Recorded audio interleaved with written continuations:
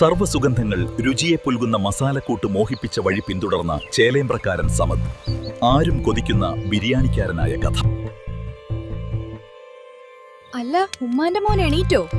എന്താ അടുക്കളയിലേക്ക് പതിവില്ലാതെ എഴുന്നേറ്റപ്പോ തന്നെ? എന്തോ ഉണ്ടല്ലോ. ഉപ്പ ഇടയ്ക്ക് കൊണ്ടുവരാറുണ്ട്, പക്ഷെ ഉമ്മ ഉണ്ടാക്കുന്ന ബിരിയാണിയുടെ അത്ര മണം ഉണ്ടാവാറില്ല. ഉമ്മ എന്തൊക്കെയാ ഇതിൽ ചേർക്കുന്നതെന്നും കൂടി പഠിപ്പിക്കുവോ? അതിനെന്താ, ഉമ്മ പറഞ്ഞു തരാലോ. ആ കുഞ്ഞു മനസ്സിന് ആ ദിവസം തന്റെ ജീവിതം തന്നെ മാറ്റിമറിക്കും എന്നറിയില്ലായിരുന്നു.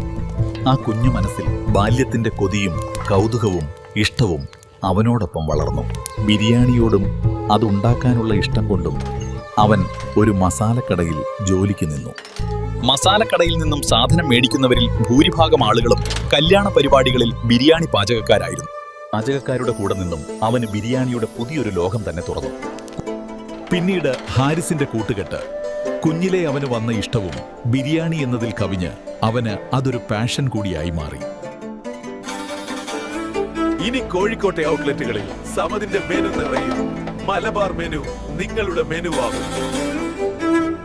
ഇതാ മുഹബത്തിന്റെ നാടായ കോഴിക്കോട് രുചിലോകം തുറന്ന് മലബാർ മെനു.